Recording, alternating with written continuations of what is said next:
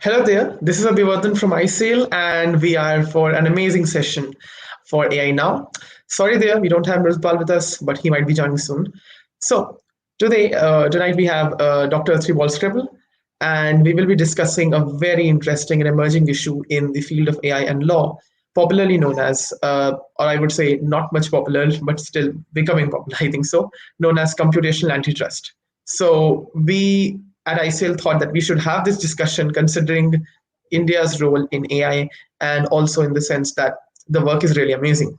So I would be really happy to introduce our speaker for tonight. Dr. Schrepel is a faculty associate at the Harvard University's Berkman Klein Center for Internet and Society and an assistant professor in economic law at Utrecht University School of Law. He also holds research and teaching positions at Université Paris 1, Pantheon-Sorbonne, and Sciences Po Paris. His most recent research focuses on antitrust law and blockchain. We are really glad to have you, sir, and I would really be happy if you would like to introduce yourself much. Sure. Well, first of all, thanks a lot for having me. I'm really happy to be discussing the issue indeed of computational antitrust. I've been working on it for quite a while and unveiled the project that we'll be discussing just a few weeks ago. And you are actually the very first with whom I will be discussing the issue. So I'm very much looking forward to our discussion. If I may, just simply, I'm not anymore at the Berkman Center, but now at the Codex Center at Stanford University. And that explains for 99% why we are discussing computational antitrust today, but I will be coming back to this. And so, yes, again, very happy to be discussing, and thanks a lot for having me. It's certainly our pleasure. So let's start with the discussion altogether. My very questions would be central to your work, and we would be really happy to know how the perspective is being taken, because I think this is one of the most important areas which is developing in competition law per se. So as of now, because of the monopolistic behaviors of big names in tech, they can provide services either free of cost or at negligible prices. So do you think that customers would want to give that, especially when they have gotten more than a taste of it? What do you think? So I guess it's a great question, because I may actually be able to provide some numbers, or if you want to call it differently, some data, which is all about the research that I've been doing. And so we do have some data to answer the question, coming from especially the work of Eric Brynjolfsson from now Stanford University. And he has been doing some great empirical work in the field. And so now we know that the average users will require over $17,000 a year to forego search engine. Or if I may give you some more example, the average user will require a bit more than $3,500 a year to go without digital maps. Or another example, they may actually require to be paid over $1,000 a year to not to use video streaming services such as Netflix and YouTube. So that's something which is very valuable, which is not very much used by antitrust agencies. And to some degree, I understand why. It's not because of that reason that it's actually okay for big tech companies or other companies to implement anti-competitive strategies. And yet, this is what we've seen in the field. Big tech companies were saying, look at basically the numbers that I just gave you. So this is very valuable. And antitrust agencies were saying, yes, this is true. And yet some anti-competitive practices should be punished. So that, I think, has to be the gap between the two has to be potentially overcome with some more data.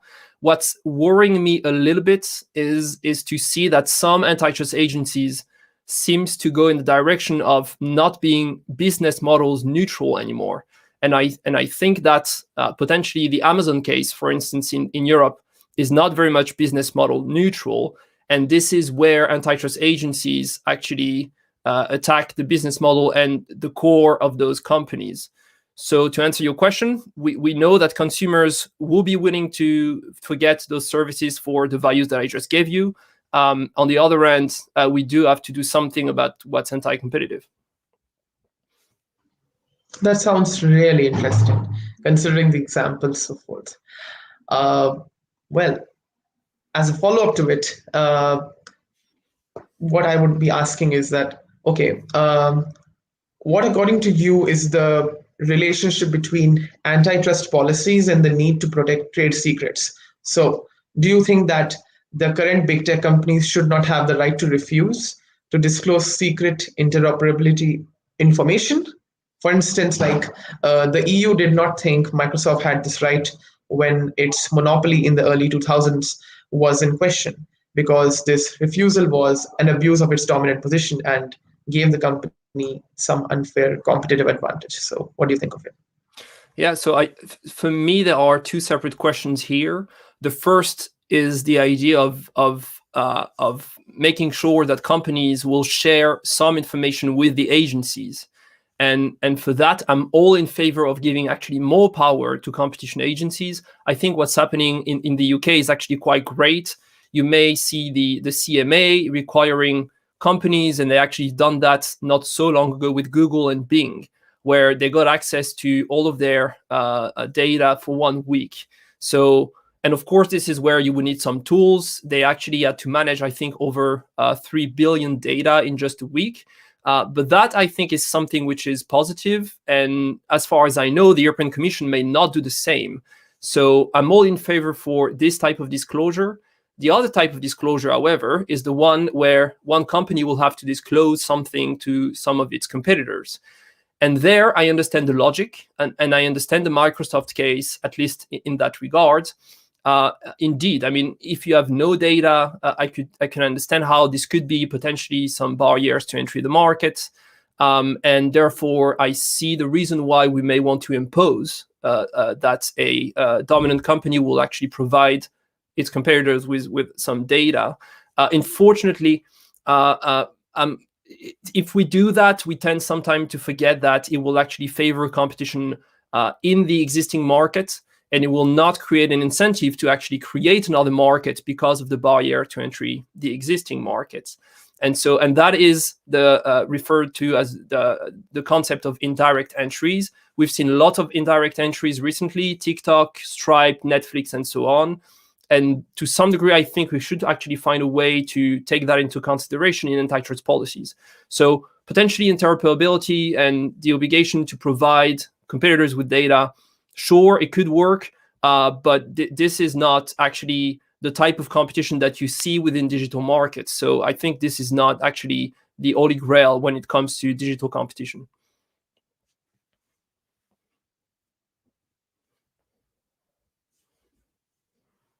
So, yeah, that's very distinctive to see now, and very enthusiastic point, I must say, which has been made.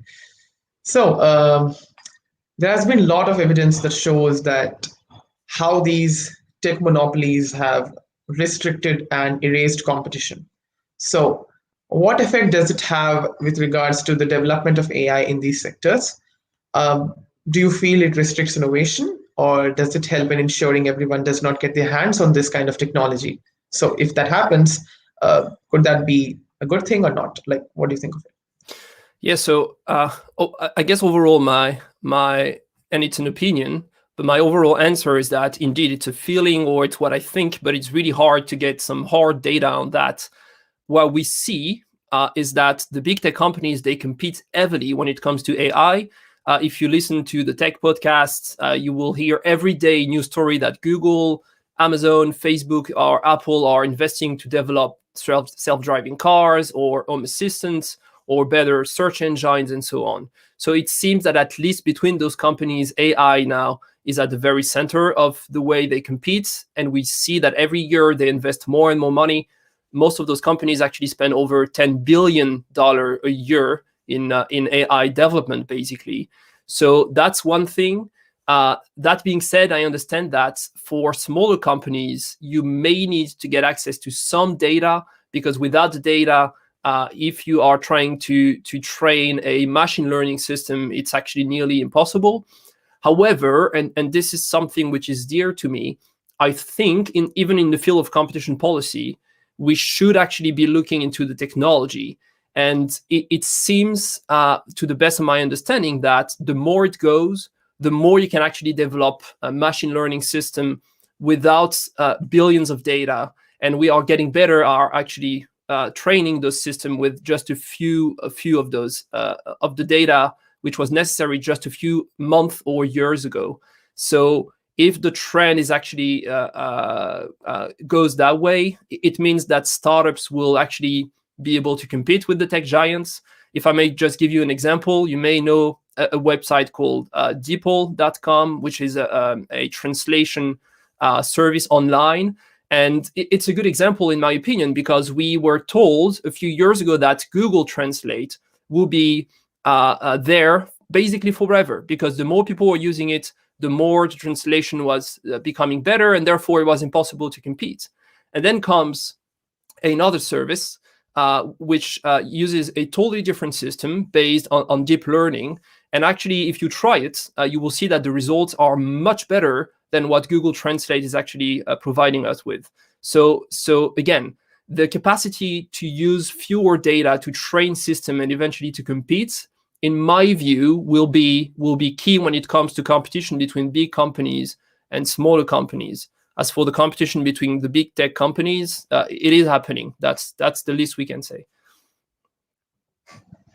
That's really explorable, and I think it's amazing to know about.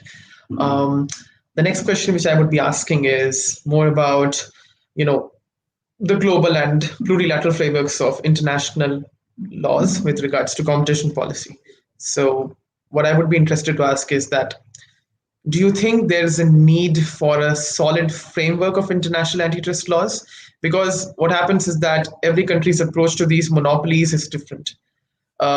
Should nations be left to their own opinions? Because, like, we can say there can be a comparative understanding between India and the US.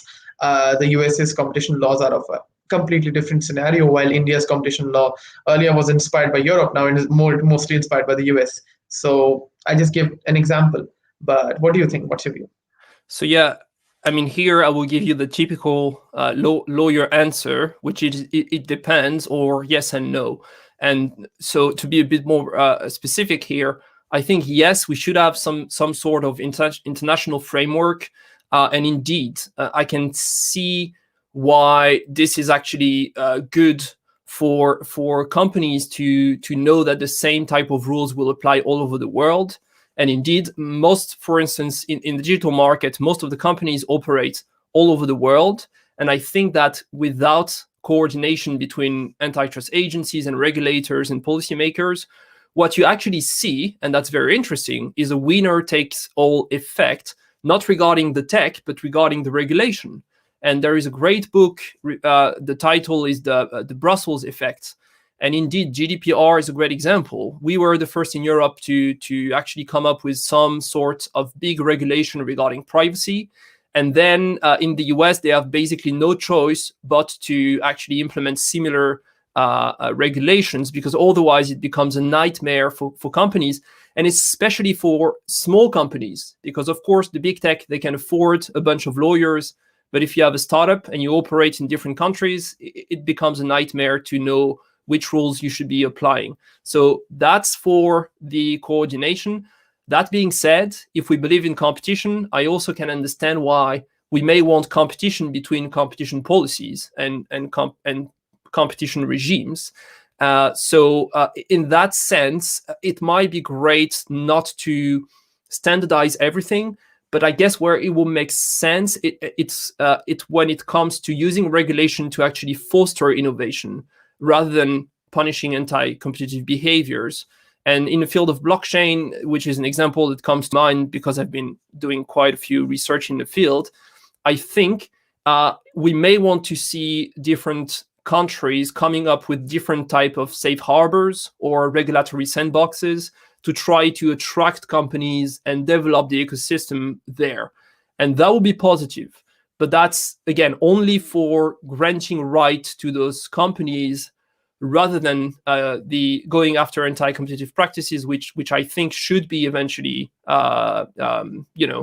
pretty much standardized all over the world. That's the dream, of course. Now we know it's not easy, but luckily, we do have the OECD, the ICN, and a few other organisms trying their best to coordinate between companies, and I think they are doing a fantastic job. So the more it goes, the better.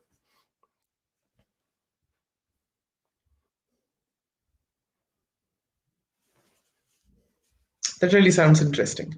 So, what I would be more interested to ask per se is, what is your opinion on the emerging discourse on the breaking up the big tech, considering the thing that already there are some cases where these social media giants, not just social media, I would say other forms of disruptive tech companies, which we categorically in a loose fashion say big tech, they have already, in some countries they're already being tried to be banned. In the case of bike dance, we already saw in India, the US tried to do it, but they failed. And then I think in other countries also some incidents have happened. So do you think it would help in reducing their monopoly? And even if that were the case, are they too big to break up? So what do you think? Yeah, so I guess, and it ties nicely with the previous question, because indeed, if you are to break up one of those big tech companies in one country, sure, you could impose Google or Facebook to separate their services for one country, but we can actually see how complicated it will be for the company not to break up the same services in other countries and try to operate that without creating a collusion between the two entities in the country where you've been breaking up the company. So this is where we do need coordination. And I guess overall, no one has any idea.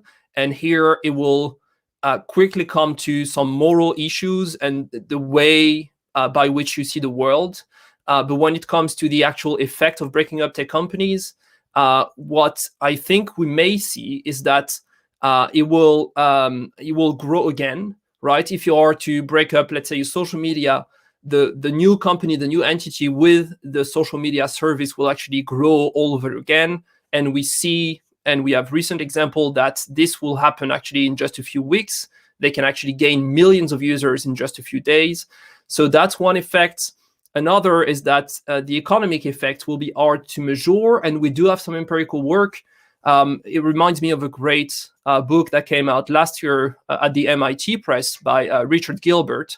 And there is a table in the book where it shows that the relationship between the market structure and the level of innovation is very much unclear. There are empirical studies going all over the place. So we have no idea if it's best to have a monopoly, an oligopoly, a perfect competition.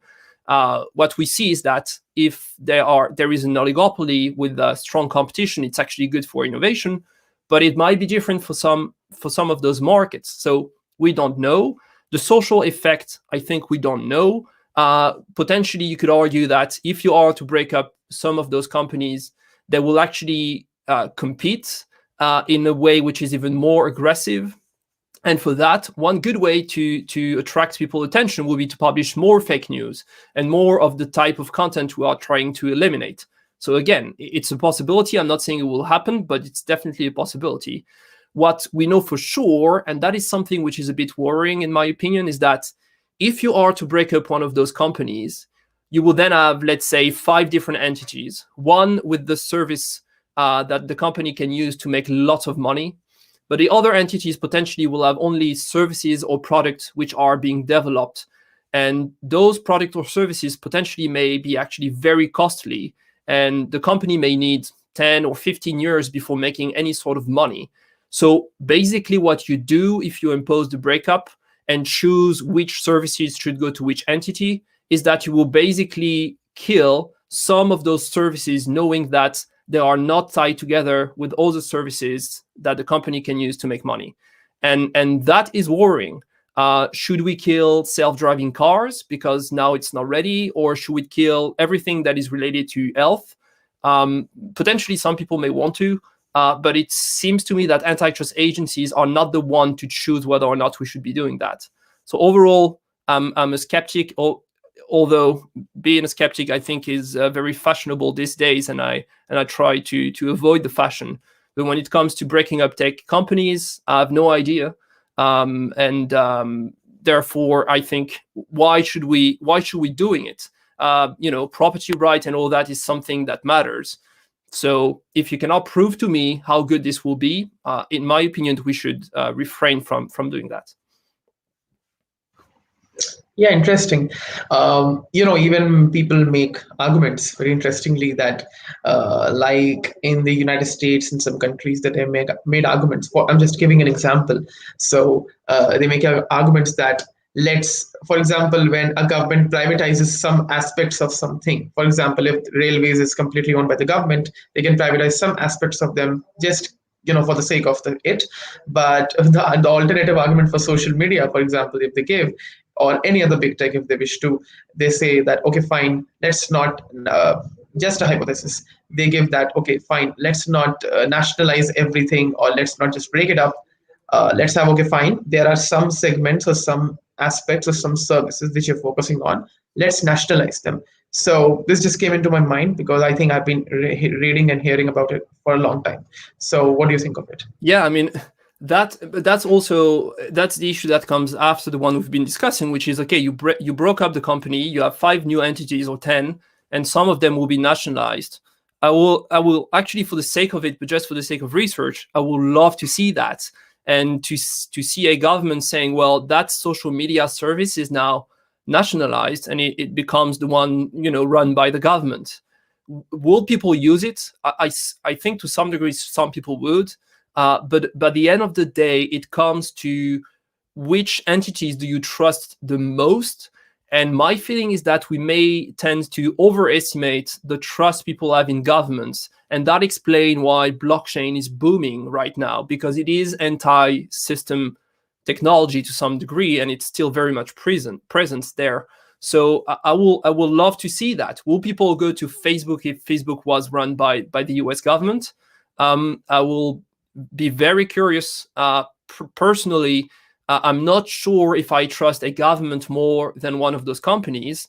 And so that is why I've been fascinated with blockchain, because actually, if you get rid of governments, or at least governance in the sense that we know, which is verticalized and centralized, then potentially you recreate trust, which is something which sounds very weird. If you were looking at that from the 70s, you will think, well, governance actually creates trust because you trust the person in charge of. But potentially we have reached a point in our society where actually the way to create trust is to get rid of governance as much as possible. So it may explain why people are moving to the field of blockchain, but yet at the same time, we see that the adoption rate is very high for some industries, such as fintech, but not so much outside of financial services.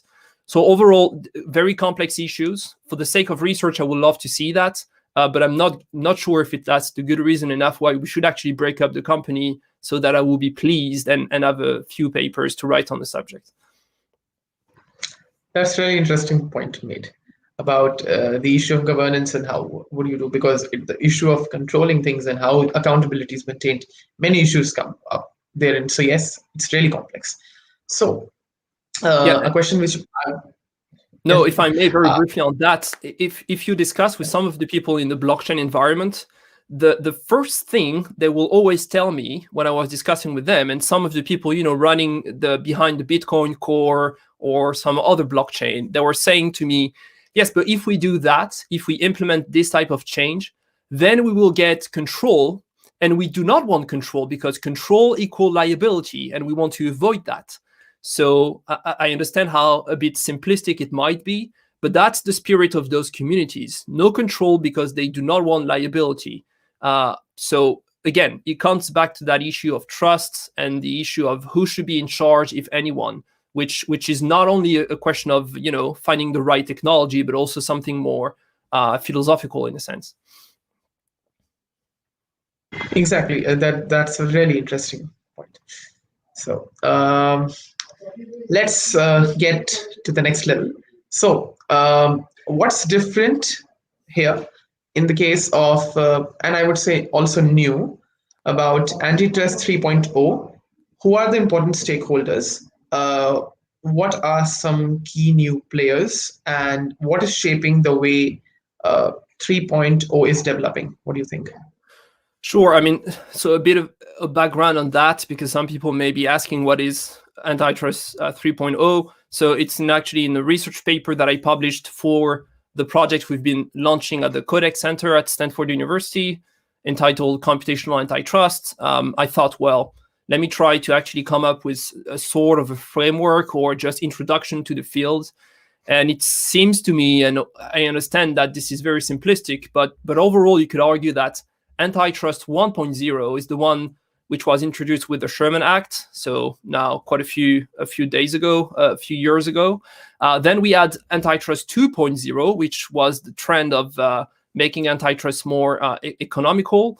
And always you've seen that on one hand, the antitrust agencies were following that trend, and also the companies were making sure that some of their practices will actually get to be explained in a way which was more economical. It seems to me that now we have reached a point where antitrust 3.0 is not yet complete. We see companies using lots of digital services and implementing very complex and dynamic practices, and yet some of the antitrust agencies are not fully ready for that because they are not yet fully transformed when it comes to being more digitalized. So that's the rationale for the project that we've been launching. I'm very grateful for the Codex Center for the support. We have now 50 agencies working with us, 35 scholars. So that's the overall idea. Now, to answer your question, I think the stakeholders are pretty much the same. I mean, at the end of the day, you do have companies, some of them are infringing antitrust or competition law. And on the other end, you do have the antitrust agencies. So those are the same. But it seems to me that the more it goes, the more everything now is a question of politics and morale and, putting your view to the field of antitrust. And to some degree, I understand that the way we apply the Sherman Act as a political stance, I get that. But it seems to me that we could actually contribute to the debate by bringing some more data to the field so that we can actually make our moral choices in a way which is better informed. Because for now, it is sometimes two monologues of two companies and agencies or some think tank and others opposing one another without being able to prove anything except by saying that the other one is evil or bad or straw man and so on. So that's the idea. And for that, it means that we need to, of course, have lawyers, we need economists, but that I think now is pretty much okay to work with economists in the field of antitrust. But we need also to bring someone else to the dance.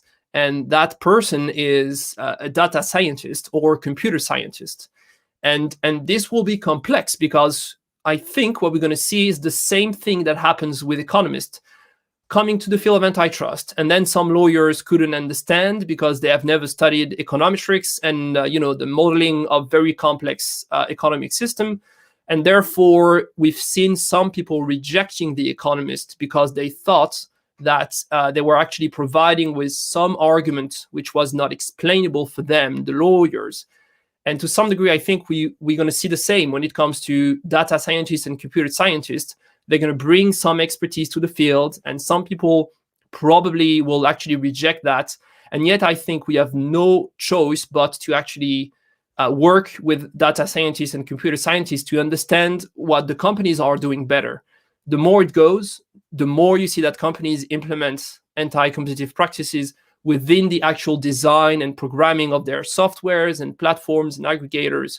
So we need to understand what's happening there. What's a dark pattern, what's a adversarial system, and so on. So that's the idea for the project. So overall, I would say the same stakeholders, but informed by not only lawyers and economists, but also data and computer scientists. That's the dream. It will take quite a few years, but eventually we will get there. That's really interesting to know. So I would be going ahead and let's see how the discussion goes. I think we have been going amazing. So there is something known as informational asymmetry, which is usually more pronounced between consumers and corporations. and can even be fueled by agencies since it benefits internal bureaucracy and corrupt regulatory mechanisms. How can CA basically try and solve that problem better? We can take the example of JP Morgan, Standard Oil bribery case with regards to. So, what do you think? Yeah. So yeah, I mean, again, it seems that there are two sub-questions. The one of the informational asymmetry between consumers and companies can be solved technically, but yet we have some empirical work showing that if you give consumers more data, it's potentially not super useful, since they will not actually take the time, for reading and understanding the data. So to some degree, we could discuss it as great implication for what the European Commission is trying to achieve with the DSA, the Digital Service Act. But so that's one, and I think overall, yes, more data is great, but we have to think about the ways by which we can actually display the data and change potentially the product and the services. The other type of informational asymmetry is the one between the companies and the agencies. And this one, I think, can be actually solved, not entirely, of course, but in a way which will be more rapid than the first one. And there we have two actually asymmetries. The first is the one which is raised by the fact that companies will actually send the information they want to antitrust agencies, unless, of course, there is a down rate, but I'm not discussing that here. And so, in a sense, if you do a merger control, for instance, the companies will send the data they want. And if you've been working in a law firm, you know that it's not actually super scientific what's happening there. It's a bit, they have to estimate the market shares of their competitors. They have no idea. So they will do it a bit in a way which I guess could be improved if we could actually automatize the way by which we transmit the data to agencies. So that's one. And the other one is the fact that once the data is sent to the agency will actually analyze the data and exploit the data, and potentially will not actually send back the data to the companies, which means that the company then has no idea why some remedies should be taken or some commitments. Of course, they discuss with the agency, but it's hard sometimes to know what exactly is required from you. Is it better to just agree to let go of two businesses or a big chunk of your activity? Again, talking in the context of merger control. And there, it seems to me that once again, we could actually use some of the computational antitrust or computational tools to improve that. And especially if we merge that with blockchain. A blockchain is a database that is secured and that you could trust. So if one company was to put some information on a blockchain and then try to get rid of some information before sending access to the agency, that will be shown on the blockchain. And the agency may then ask the question, why did you get rid of this type of information? I'm sure this will be valuable. So that's one. We could also think that we could use smart contracts to implement remedies and commitments. So overall, I think the tools may help to create a trusted environment and to automatize some of the information going back and forth from the company to the agency. Again, I'm not saying this will be perfect, but especially in the field of merger control, I think it's a great example because some of the tools are ready for agencies and companies to use and potentially to improve the way antitrust agency function. And we know that they complain. They all, pretty much all of the agencies all over the world today are saying that merger control is taking a big chunk of their activities, and they don't have the resources to go after anti-competitive practices. The OECD actually came up with some numbers. 90% of all of the cases come from reactive methods, namely one company applying for leniency, and only 10% comes from proactive methods, which could be market screening and so on. So if merger control was representing a bit less of the activities of those agencies, potentially they could actually redirect some of the resources to anti-competitive practices. And that, I think this will be for the better of the common good. So that's the long answer to your great question. Really happy to know that, and it's really an amazing point which is being made. So let's get on transparency and the issue of privacy. So how do you balance the privacy of data with transparency. So we can say that, of course, not all the data used and generated by computational tools should be publicly available, but perhaps processes and mechanisms should be. So please shed some light on the kind of data which needs to be protected and what should be available publicly and for discovery phases of cases. So what do you think? Yeah, sure. So let me take an example. Let us say that an antitrust agency will use machine learning to screen the market and to detect anti-competitive patterns and to potentially come up with a much better understanding of what is a company's strategy and therefore what might be the strategy in the coming days or weeks or month. This will be very valuable data for the agency. And yet, if the agency was to publish that data, this actually could be information about future behaviors, which is actually the foundation on top of which other companies create cartels, or potentially could use that information to try to disrupt the company being investigated. So it seems to me that this type of data we do not want to be on the market, available to anyone. On the other end, I think it is important that the company understands what are the tools being used by the competition agencies and what are the results. And it's important for the company to understand the process of using the tools and reaching a certain result. If that is not the case, we could argue that due process will not be fully enforced. And this will be a shame because the company has to be able to explain why the antitrust agency analysis is incomplete or is factually wrong and so on.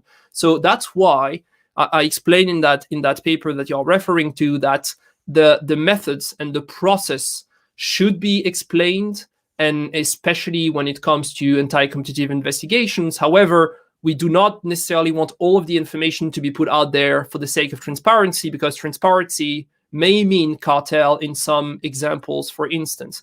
So, of course, that brings us back to the issue of black boxes.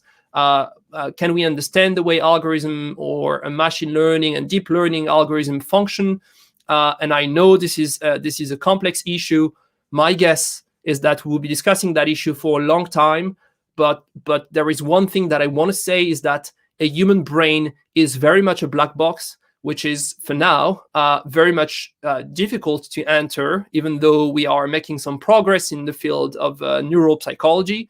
And yet it's hard to understand why people make decisions. When it comes to algorithm, I'm not saying this will be easy, but we should remember that we are in charge of designing algorithm. And even though they may be using unsupervised learning techniques and improve and learn from their mistake, if they do that, it is because we gave them the right to do that. So potentially, we could retroactively try to go back and understand what has been the reasoning of the algorithm and provide the companies with the reasoning so they could actually provide a fair defense to what is being argued by the agency.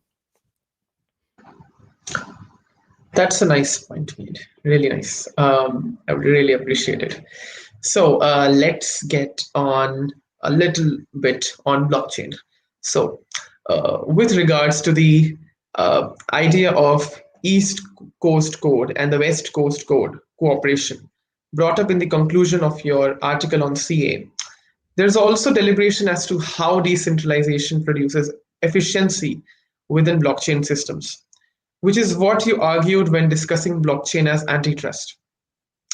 Can you please discuss this further in the context of CA and how computation can facilitate efficiency in these interactions? Sure. So again, I'm going to try to tie everything in a way that is understandable here. So first of all, what is the West Coast Code and the East Coast Code? So I took that from the great and fascinating work of Lawrence Lessig from Harvard University. So he's basically explaining in his book Code 2.0 that the one from the East Coast is the one that is coming from Congress, and the one from the West Coast is the one of the Silicon Valley. So basically the code inside our computers and devices. And so what you see is that the two has been opposing one another for quite some time. And in fact, law and technology, generally speaking, have been opposing one another. I've done some research, and you can actually go back several thousand years ago and see that already the law was trying to go after the technology, whatever it was at the time. So this is nothing new, but yet to some degree, I think you could argue that the confrontation between the two is becoming stronger and stronger. And I understand why. If one wants to escape the other, I understand why. We do need some sort of confrontation to make sure that the rule of law apply or that innovation can actually thrive. That being said, I think we've probably reached the end when it comes to certain type of law and certain technology. And so in our paper with Vitalik Buterin, we actually argue that when it comes to antitrust and to blockchain, since they have the same objective, which is to decentralize economic opportunities, they should actually find a way to cooperate. And the reason is that they can actually complement one another in a way which is pretty nice.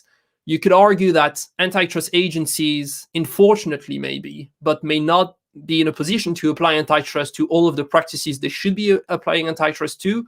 We have some empirical work estimating that we actually detect between 10 and 30% of all of the anti-competitive practices all over the world, which means that potentially up to 90% of illegal behaviors are not being punished. If you can use technology in a way to shape transaction and to get rid of most of those anti-competitive behaviors, that's great. And in the case of blockchain, since you have no middleman, or at least you could design it in a certain way to eliminate some of the intermediaries, potentially you can also eliminate all of the practices that goes with intermediaries. So in that sense, blockchain complements antitrust.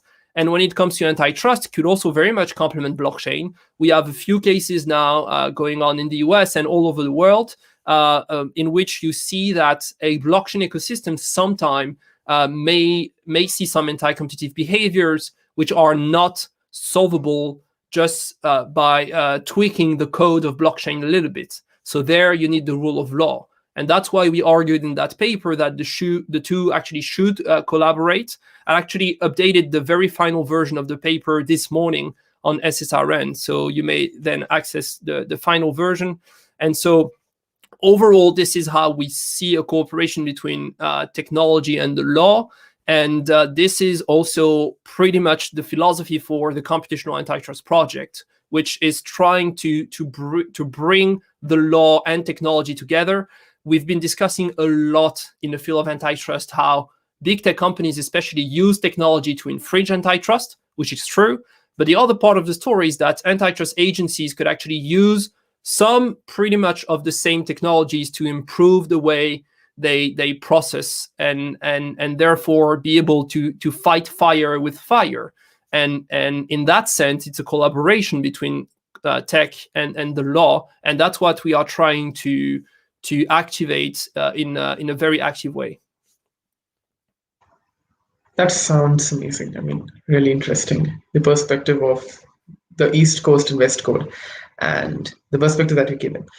Surely, I would be really happy to read your paper, and then maybe we could have a discussion someday. So, to conclude, the last question, which I would be very happy to ask, is that in light of the antitrust hearings and the attitudes adopted by big tech companies like Amazon in 2020, how do you think CA could have benefited policymakers and regulators during the COVID-19 pandemic? What's your view? Yeah, so I think indeed computational antitrust would have been helpful to agencies and to some degree to companies. Of course, we do have now a few investigations, and the more data you have, the more you can understand the practices and the better it is. I think where it's especially relevant is, again, in the field of merger control.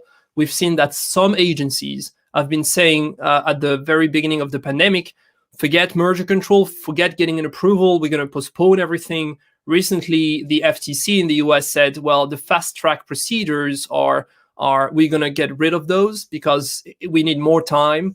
And to some degree, I understand why, right? And especially in the field of merger control, agencies have only a certain time, a certain period by which they can actually study all of the data, and they have no choice but to come up with a decision, which is a bit different in the context of anti-competitive practices, since they can actually decide to let it go with the case, and they can take a few years if they need to, which also raises some issue. But in the field of merger control, this is not the case. They have 90 days, workable days, and they have to take a decision. And there, computational antitrust could have helped the antitrust agencies by speeding up the process a little bit. We now know that some agencies have to actually study and analyze over 2 billion data to actually come up with a decision to allow a merger or not. And here I'm confident that using some computational tools, it could be blockchain, it could be machine learning, it could be natural language understanding and processing to try to understand what's the rationality behind the merger, the agencies could actually get to take a decision in a way which is more informed and also faster. So that's why I'm absolutely delighted that we have more than 50 agencies now part of the project and agreeing to discuss those issues and potentially to implement some of those tools. A few of those agencies, and on top of my mind, I can think of the US, the Netherlands, France, and a few others are actually implementing, and of course the UK, some of those tools. And overall, I think we will have no choice but to implement the tools. That being said, I'm not arguing that all we should do is to develop the tools, even in a cooperation between competition lawyers and computer scientists, and then this will be the end of the story. I understand it will have some heavy institutional implication for the agencies, and we should also discuss how to implement the tools within the agencies, and what do you need as an agency to actually be able to function and to operate those tools, which means getting the information, which means getting the expertise to use the tools, but also making sure that computer and data scientists are part of the entire investigation process and so on. So all of those institutional questions eventually should be dealt with. But of course, this will be when some of those tools will be implemented in a way which is even more active than it is today. So overall, the answer is yes, those tools can help. They cannot solve all of the antitrust issues, far from that, but they can actually inform the field in a way which will be nice if we want and try, and this is a bit of a call right now, to try not to eliminate, but to mitigate a little bit our opposition between fractions of the antitrust communities, because this is not working. And we can actually reach some consensus in some places, at least when it comes to the facts. And so that's the idea behind the project. And you could actually access all of our work if you go to computationalantitrust.com. We will be publishing papers every month, videos, and so on. So again, I'm very pleased to be discussing all of those issues with you. And I look forward to maybe another discussion indeed, where we could discuss blockchain a bit more. Indeed. It has been indeed a pleasure with you. And let's see, maybe we can have another discussion someday. So here we end this discussion. Thank you so much for those who attended this podcast. And make sure you like, share, and subscribe to this channel. And let's see, with an amazing discussion which is coming to an end, in this week itself, we are going to discuss something else. So let's see how this goes. Thank you so much to all, and here we end. Thank you. See you soon. Bye-bye.